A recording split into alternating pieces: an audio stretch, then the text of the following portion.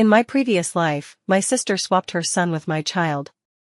Unexpectedly, 25 years later, my son became a street thug while hers climbed the social ladder effortlessly, becoming a CEO at a young age. He bought me a villa and sent me traveling around the world. She stormed into his company with a paternity test, only to be thrown out by security. The boss said even if you're his biological mother, you never fulfilled any parental duties, so he won't acknowledge you. In her breakdown, she ran me over with her car. When I opened my eyes again, we had returned to the day of the baby swap. This time, the sister hugged her child tightly, laughing wildly and triumphantly. From now on, you can be the mother of a hoodlum, while the mansion and endless money will be mine. When she said this, perhaps because she was too excited, my sister's voice was very loud. Everyone in the room was stunned. My husband was standing right beside me at that moment, and hearing this, he was absolutely furious. "What do you mean, little punk?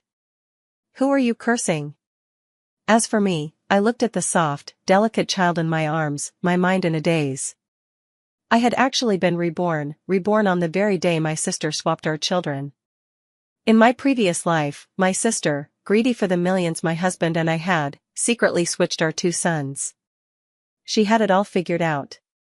Both my husband and I were high-income earners, and our family situation was infinitely better than hers. What's more, she had been at odds with me since childhood. By swapping the children, not only could she get me to raise her child for free, but she could also vent her resentment by mistreating my child. Once her son inherited our wealth, she could simply present the paternity test and reunite happily with her family. How delightful. Unfortunately for her, reality fell far short of her expectations. 25 years later, her son did indeed achieve great success, becoming a billionaire CEO. My husband and I moved into a grand villa and traveled the world with the fortune he gave me. Meanwhile, my son, raised by her, became a street thug, their relationship nearly severed. My sister refused to give up. She eagerly took the paternity test to reunite with Preston, only to be unceremoniously thrown out by the company's security guards. Preston outright denied her as his mother, instead hurling insults at her. In her despair, my sister crashed her husband's bus into my car, killing us both. But to my surprise, I was reborn. And as I watched my sister gloating over her own child, I understood, she had been reborn too. Hearing her husband say this, my sister showed no fear. Since childhood, she had been our parents' favorite, and with her husband spoiling her, she had developed this utterly spoiled temperament. Perhaps the rebirth and the child had given her confidence, as she scoffed disdainfully. "Your genes are just inferior, only good for producing delinquents. And you won't even let people say it. My child is different now. He'll definitely become wealthy and a big boss someday. Avery, since we're sisters, I'll give you some advice. While you're still young, hurry up and have another child. Otherwise, that delinquent will grow up to trample all over you too, beating you to disability with no one to stop him." Listening to her sarcastic words, my fingernails dug into my palms. If it weren't for her beating and scolding Jackson, forcing him to drop out in middle school to work, how could he have ended up homeless, refusing to return home? The day Brielle ran me over was also the day I learned about the baby swap. Discovering the child I'd raised for 25 years wasn't mine left my mind in complete turmoil. I wanted to confront Brielle, question the hospital staff from back then, demand answers from Preston. But what I wanted most at that moment was to find Jackson first, my real child. The one she'd abused for so many years. Only I never got to see him, crushed beneath Brielle's bus before I could. Hearing her sarcastic tone, my husband rolled up his sleeves and moved forward to hit her. My parents, standing nearby, quickly stepped in to stop him. Brother-in-law Logan wasn't pleased either. He snorted, "Brielle was just joking around, was such a big reaction necessary? Having relatives like you is downright embarrassing." Before he could finish his sentence, my hot-tempered husband landed a punch square on his face. As he was about to throw another punch, I grabbed his arm. "Let it go, Cade. In this new life, all I want is to properly make amends to my poor child. As for Brielle, I'll always have ways to deal with her, there's no rush." That very night, we went through the hospital transfer procedures. While packing our things in the ward, I overheard whispers from behind the curtains of the neighboring bed. My sister kept her voice low, but couldn't contain her excitement. "I've been reborn. Our Preston will become a powerful businessman in the future." At first the others didn't believe her, but as Brielle described everything so vividly, the three of them gradually grew red-eyed with envy. After all, who wouldn't be tempted to live in a lavish villa effortlessly and achieve financial freedom? Mom and Dad took turns holding Preston, showering him with endearments like "our precious grandson." Logan slapped his thigh in delight, grinning from ear to ear. "That's my son for you, a standout among men." But when it came to my side, Brielle flashed a smug look. "Avery's son will grow up to be nothing but a troublemaker." Dad frowned. "Then we'd better keep our distance from them in the future. It'd be troublesome if we got entangled with them." Mom also chimed in, "Let's enroll Preston in a good school later, so he won't be corrupted by that kid from their family." Standing outside the curtain, I heard every word of their conversation clearly. Did she really think Preston's ability to start a company was all his own doing? Even in my past life, I had doubts. How could two down-to-earth, hard-working people like me and Cade raise someone as cold and selfish as Preston? Forget about him not acknowledging Brielle as his birth mother. If I hadn't held the majority of the company's shares, he probably wouldn't have even spared me a decent glance, let alone provided a mansion or global vacations. But I couldn't wait to get as far away from them as possible. Hearing the whisper still coming from behind the curtain, I simply tossed the instant noodle cup inside. Ignoring the startled cries, I turned and walked out of the hospital room. This was just my first gift to Brielle.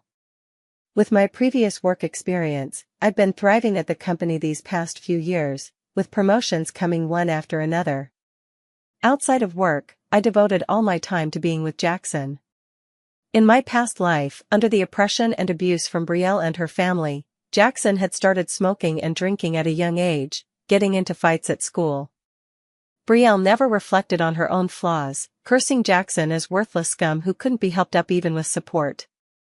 During adolescence, Jackson grew even more sullen and vicious, completely defying Brielle's discipline, staying away from home day and night. Had that home not been so utterly disheartening, why would he have pinned his only hope for warmth on those delinquent friends? I don't expect my son to become extraordinarily successful in the future. All I wish is for his childhood to be happy and carefree. In this lifetime, with Cade and me by his side taking care of him, Jackson has shed the hostility from his previous life. To the casual observer, he's no different from any other happy child. Jackson still takes after his father in temperament, quiet and somewhat aloof. Perhaps because I spend the most time with him, while Jackson appears distant with others, he's quite dependent on me.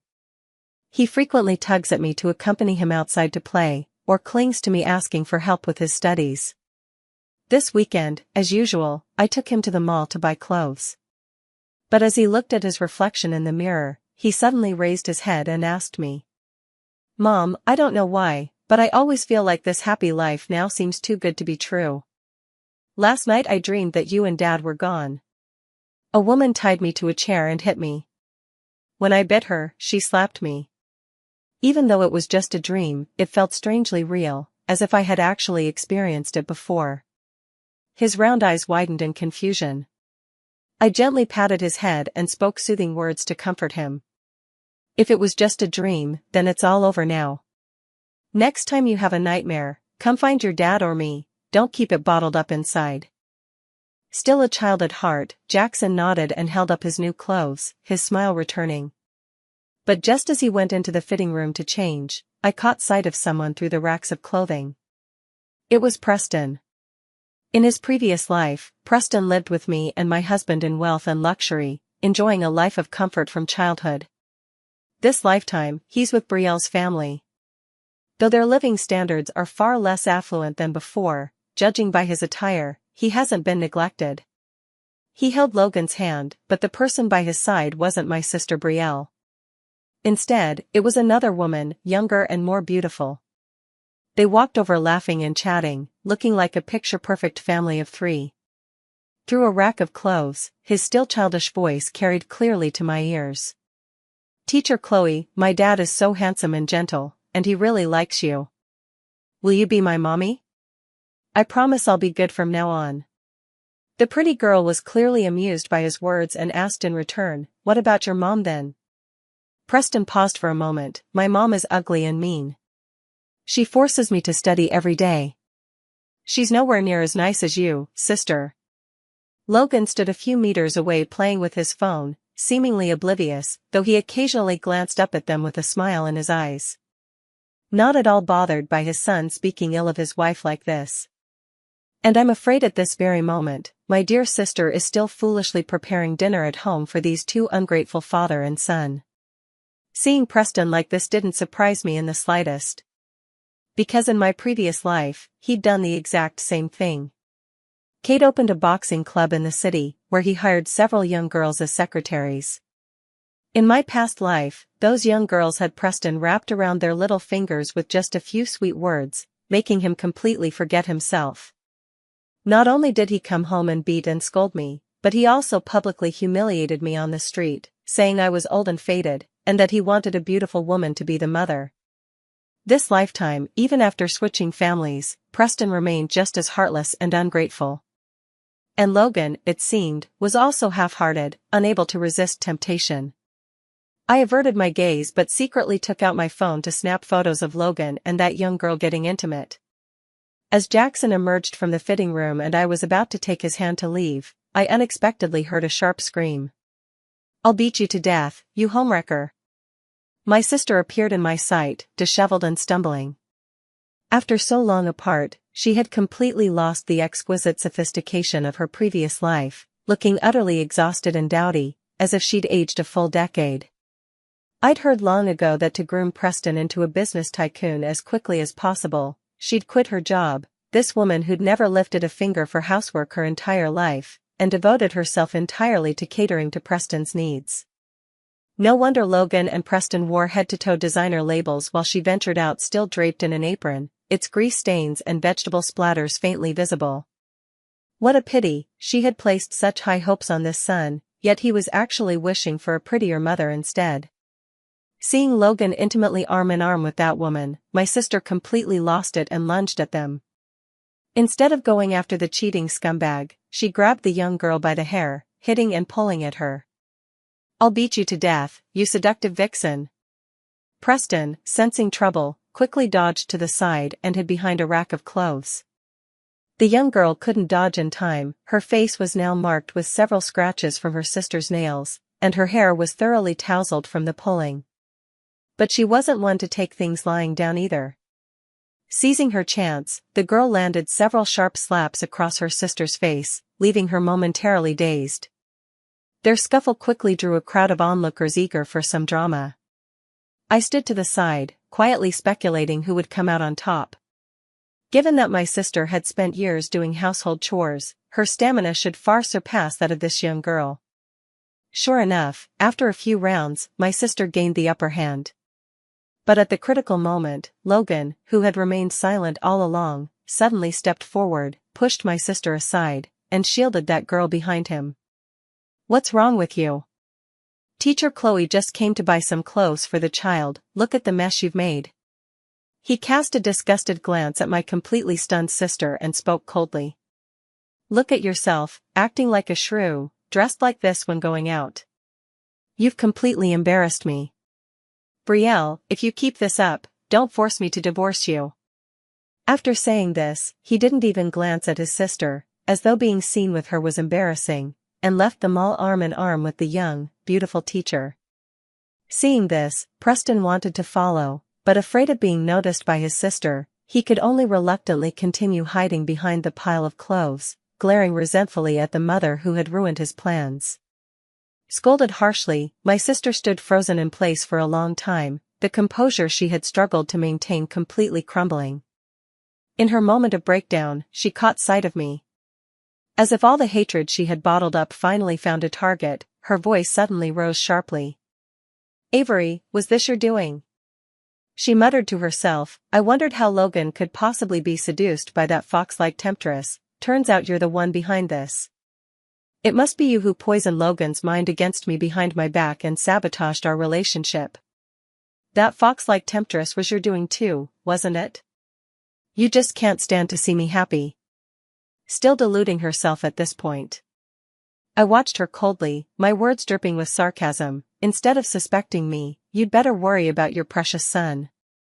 After all, it was your darling boy who introduced such a wonderful teacher to Logan. Hearing me mention Preston, Brielle became completely agitated. She turned a deaf ear to my advice and instead latched onto the wrong point. I get it now, you're jealous of my villa and want to steal my son back, aren't you? I was utterly speechless and couldn't be bothered to engage with her anymore, turning to leave. Unexpectedly, this act infuriated my sister. Avery, even you want to step on my head? Don't even think about it, she shrieked, grabbing a nearby close pole and charging at me. Before I could dodge, a faster figure rushed ahead and slammed violently into my sister who had fallen into madness. Though Jackson was young, his body was already sturdy. Caught off guard, my sister was knocked aside by him and fell to the ground. Jackson then shielded me, his not yet fully grown body firmly protecting me. Don't you dare bully my mom, he said. That one sentence made my sister's face flicker with shifting emotions. She stared at Jackson for a long while, as if only just recognizing him as her son from a past life, and finally spoke in disbelief. Impossible, aren't you supposed to be a mad dog? You should be sworn enemies with this bitch, how could you be defending her like this? Of course my sister was shocked, because in our previous life, Jackson had treated her completely differently. I smiled without answering, just patting Jackson's head as I instructed him. Next time something like this happens, don't rush out recklessly. Hide behind mommy, I can handle it alone. Jackson pouted with slight grievance. But I was afraid you'd be wronged. Humph. After calming down for a moment, my sister finally steadied her nerves. Her eyes brimmed with disdain. I don't know what kind of bewitching potion you've fed him to make him so obedient to you. But even so, what does it matter? He'll just be a good-for-nothing punk in the future. You can cling to this useless waste and die alone in your old age. She tried to stand up, but her foot was injured from the earlier fall. She wobbled and attempted several times, yet failed each time. Just at that moment, Preston, who was hiding in the corner, tried to sneak away furtively, but she spotted him at a glance. Good boy, mommy sprained her foot. Come help me up. Preston was called out and reluctantly stepped forward. However, when he reached her, he frowned in disgust. How could you come out dressed like this? His face twisted with disdain. There are a few of my classmates at the mall entrance. I've always told them my mom is a company executive. If they see you like this, where would I put my face?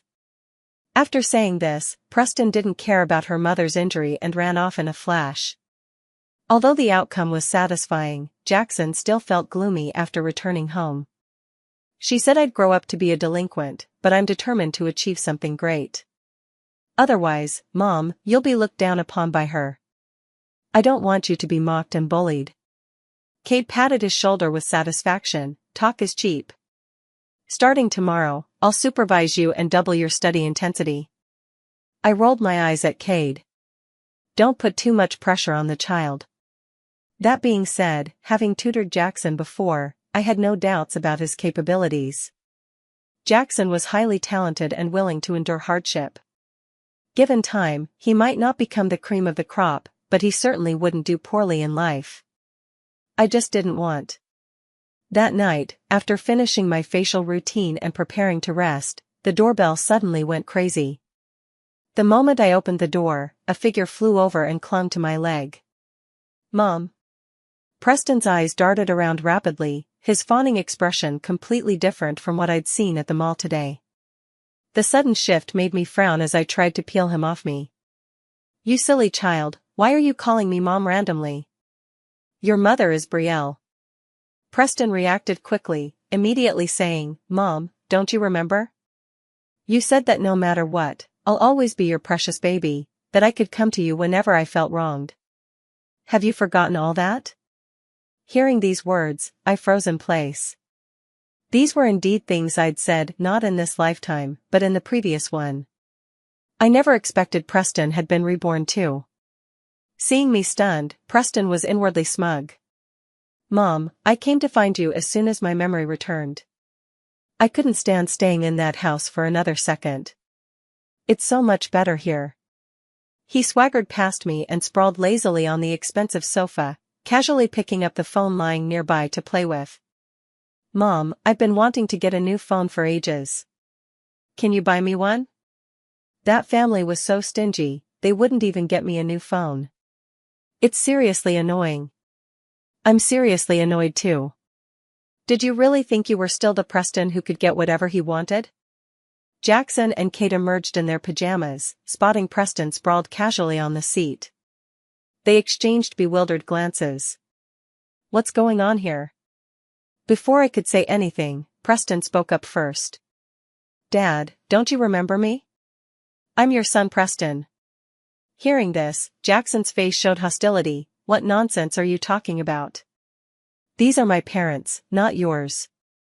Kate looked utterly baffled. Has this kid lost his mind? It turns out Preston had also been reborn when he returned home today. Having lived a life of luxury in his previous incarnation, how could he possibly endure Brielle's straightened and frugal existence? The very night his memories returned, he slipped out from home, obtained my family's address from his parents, and came looking for us. With his sweet dream disturbed, Kate's fiery temper flared up again. He had no patience for Preston's convoluted explanation and simply hoisted him up with one hand. Brat, I'm calling your parents right now. If you keep running around in the middle of the night again, I'll break your legs. Preston struggled several times, still shouting loudly. Mom, I know you're also reborn. Hurry up and explain to Dad. I rolled my eyes and opened the door, signaling Kate to toss him outside. You're not my son, why should I care about you? Kate slammed the door shut. When Preston tried to approach again, Jackson punched him away. Word has it Brielle came to pick Preston up that same night. She thought again that I coveted her precious son, making a scene outside my house all night. Unfortunately, the soundproofing in this building is excellent. That night, we didn't hear a single sound and slept peacefully. In the following months, Preston often took advantage of Brielle's inattention to harass our family. At first, out of consideration for our mother-son relationship in our past life, I didn't embarrass him too much and always persuaded him to leave nicely. But later Preston intensified his harassment, even going so far as to wait for me at Jackson's school. I couldn't bear him disrupting Jackson's life like this any longer, so I had security escort him away. Avery, you'll regret this. As the security dragged him off, Preston dropped all pretense of being well-behaved, his eyes filled with a malice only adults possess. Even without your help, I can still start my own company. I did it in my past life, and I'll do it again in this one. You look down on me now, but just wait, I'll make sure you pay for this. Preston is acting like a complete child right now, and with so many people around, I can't be bothered to argue with him. Just as I was about to head home, the little hand in mine refused to budge. Jackson stared in the direction where Preston was being dragged away, his face burning with anger. When he turned back to look at me, he said with utmost seriousness, Mom, don't be scared. If he ever tries to hurt you, I'll fight him with everything I've got. Hearing his solemn words, it suddenly struck me that raising a child might actually be a joyful thing after all. I patted his head, my mood lifting instantly. Silly boy, when the time comes, just call the police. It's your dad's job to risk his life, not yours yet. Thanks to those extra 25 years of memories, Preston consistently achieved perfect scores on tests throughout elementary and middle school, earning cheers from everyone. His sister praised her son as a genius to everyone she met, and their parents were so delighted they couldn't stop smiling. Even Logan, who had already strayed from the family, couldn't help but admire him. That's my boy, absolutely brilliant. His marriage with my sister existed in name only, barely held together by Preston as their sole connection. My foolish sister didn't know that the husband she still treated as her treasure had already fathered a love child outside their marriage. It was only because of my sister's prophecy that Preston would become a future business tycoon that he hadn't divorced her yet. After ranking first in the city several times, Preston gained minor fame locally. Following several television interviews, he fully regained the smug superiority he'd possessed in his past life. He would wave his report card around, strolling past me every now and then, just to mock what a terrible mistake it had been for me to abandon him. Unfortunately for him, every time he came, he happened to run into Jackson returning home from school. Back then, Jackson was in middle school and hitting his rebellious phase, just like his father had been at that age. Top of his class academically, yet also running with a gang at school, he was the notorious campus bully everyone feared. Usually gloomy-faced, he only brightened up when he got home and saw me and Cade. As it happened, Preston was idle and bumped right into the line of fire, saving Cade the trouble of taking him to the club for practice.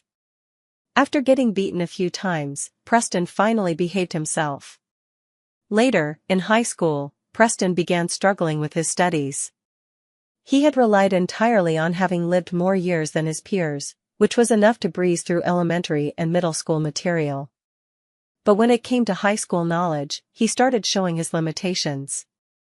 I clearly remember in my past life, when Preston failed his college entrance exams, Cade and I spent a fortune sending him abroad to get a gilded education. Fearing it might damage his self-confidence, we lied and told him he had earned the admission himself. Now he hasn't touched his high school textbooks in so many years, having forgotten most of what he learned. And his maternal grandparents spoiled him rotten, not only allowing him to play with his phone during high school but also rewarding him with the latest gaming consoles. Preston had poor self-control to begin with, and under these circumstances, his grades plummeted even further. In less than a few months, he dropped from the advanced class to the regular one. On the day the college entrance exam results were released, Preston's scores were even worse than in his previous life. Meanwhile, Jackson topped the city rankings and became a trending topic online. As Jackson's mother, I also ended up in the spotlight due to a news story about donating to a child abuse rescue organization. That's right. After witnessing the tragedy of Jackson's previous life, I could no longer stand idly by while children suffered abuse at the hands of their parents. Over the past few years, I have donated hundreds of thousands, rescuing hundreds of children from horrific family situations. Though it's merely a drop in the ocean, the thought that even saving one life makes a difference brings me immense comfort. At our son's college celebration banquet, Cade was so thrilled that he splurged on a grand feast at a luxury hotel for the entire extended family. My sister and parents were among the guests. Truth be told, I hadn't intended to invite them. Cade and I had long planned to relocate to another city after Jackson got into university.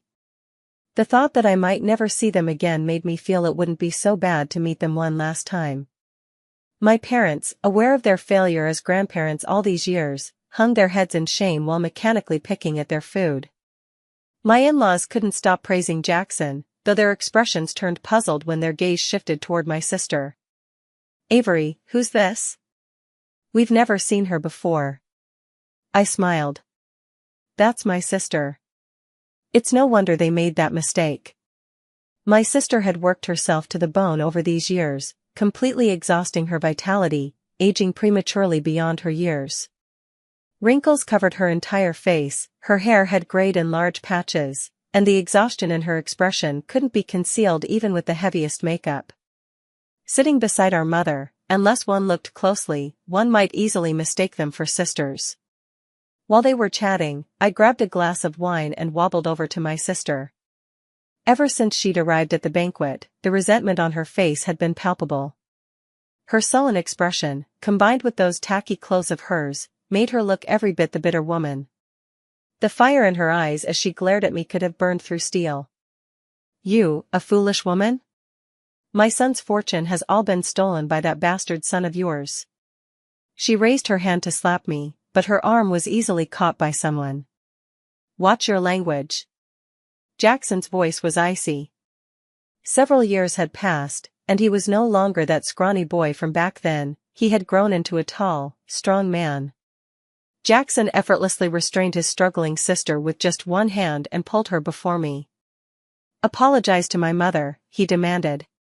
My sister's face was full of resentment, but then her eyes flickered, and suddenly she laughed again. Avery, don't think you're something special just because your son scored a few points higher. Our Preston is going to study abroad, overseas, you know? That's far more impressive than your son. Study abroad? I pondered. Could the school Preston is attending be the same one from my past life? The annual tuition and living expenses at that school add up to nearly $1 million, and even if Brielle's family sold their house, they couldn't afford to send him there. The banquet was about to begin. I glanced at my sister, that madwoman, and directly splashed the wine in my hand onto her face. Since Preston is so accomplished, I'll offer him this glass of wine as congratulations. Our parents beside us hurriedly stood up, only to obediently sit back down under Cade's intensely oppressive gaze.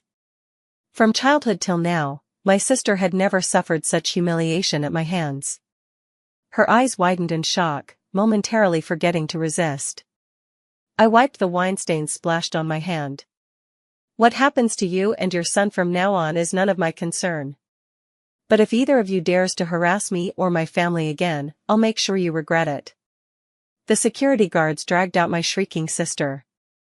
I heaved a sigh, silently hoping Preston wouldn't be so heartless as to gamble away our entire family fortune on this uncertain future. Soon after Jackson started school, Cade and I moved to a new city, beginning our fresh chapter of life. To make our later years more comfortable, we both unanimously decided to purchase a villa in the suburbs. After more than a decade of hard work, buying a villa wasn't much of a financial burden for either of us. In the new city, without Jackson around, Cade and I had even fewer restraints, allowing us to fully focus on growing our careers. Another 5 years passed.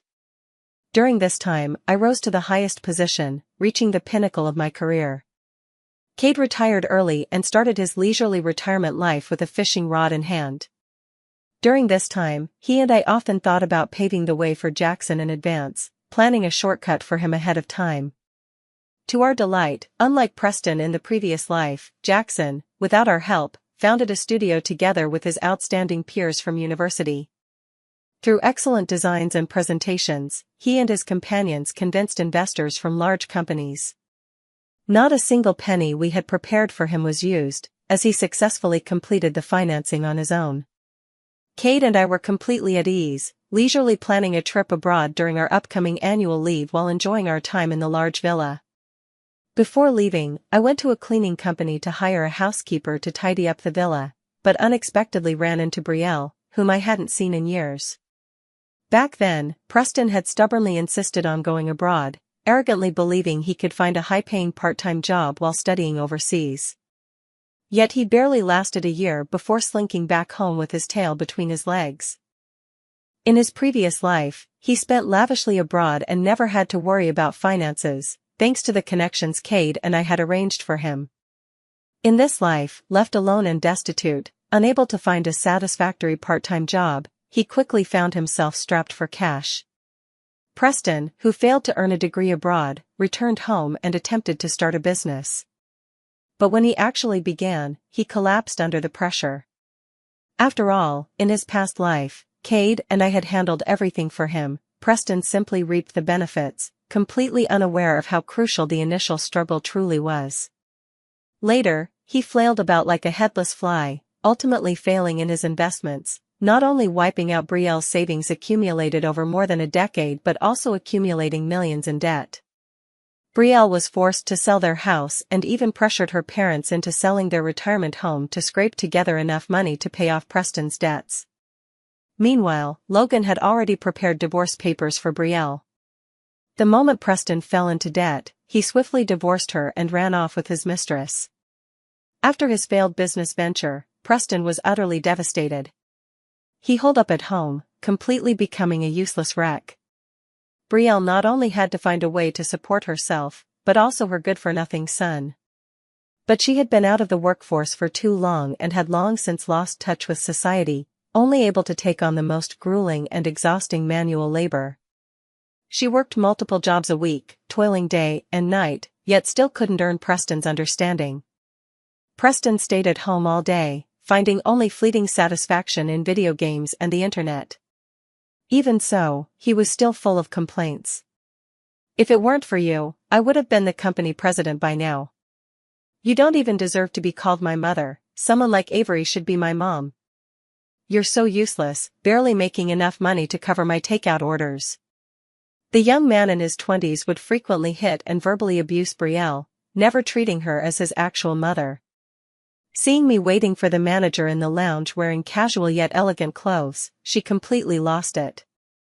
"In this life, I'm the one who endured all the suffering, I should be the one living in a villa and traveling the world." How pitiful, she's still hung up on this even now. Completely oblivious to the fact that she's the one who caused this situation in the first place. The manager looked at me apologetically. "I'm sorry, this person hasn't undergone onboarding training yet. My apologies for the unprofessional display." With a wave of the manager's hand, several tall and burly security guards promptly dragged her away. Facing the manager's apologetic smile, I simply gave her a slight nod, my words carrying implicit meaning. If I were the manager, I wouldn't hire such an emotionally unstable cleaner. The manager was an old fox, of course he understood what I meant. He smiled knowingly and turned to instruct HR. After sorting out the villa cleaning arrangements, I stretched and rubbed my wrists. My son had excellent taste in everything, except jewelry. The gaudy gold bracelet and gemstone pieces he bought were not only tacky but also weighed heavily on my wrists. Never mind. My son has no taste. I'll have my husband buy one when we travel.